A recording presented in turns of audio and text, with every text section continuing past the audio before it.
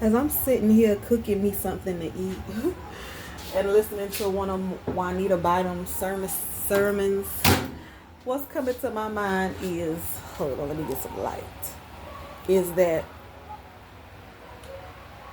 people gonna come at you as you turn your life around, as you give your life to God to do what is right by God, to please God and not man. People are going to have a whole lot to say, but what people say mean nothing.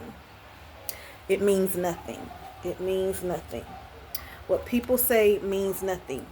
Understand me, that for a person to bring up your past, people got to realize you were the main character in your sin. You were the main character in your sin, live and in the flesh. Can't nobody tell you about your story better than you, because you were the one who was playing the role. You were the one who were doing the deed.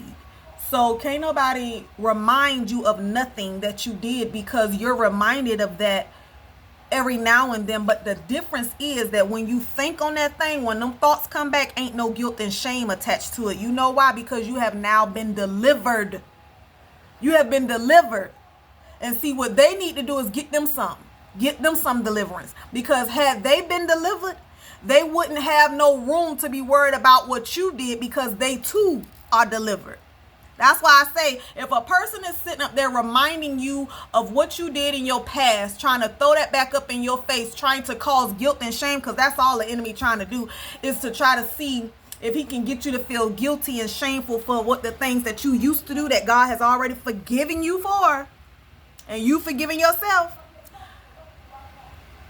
These people, if they have been doused in some deliverance, they wouldn't be worried about what you're doing, because they too have been delivered.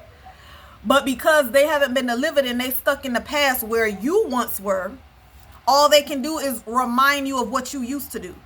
But as I keep saying, and I'm going to continue to say, is, baby, if you can't tell me nothing about me right now, baby, I can care less about what you remember, because, baby, I remember that too.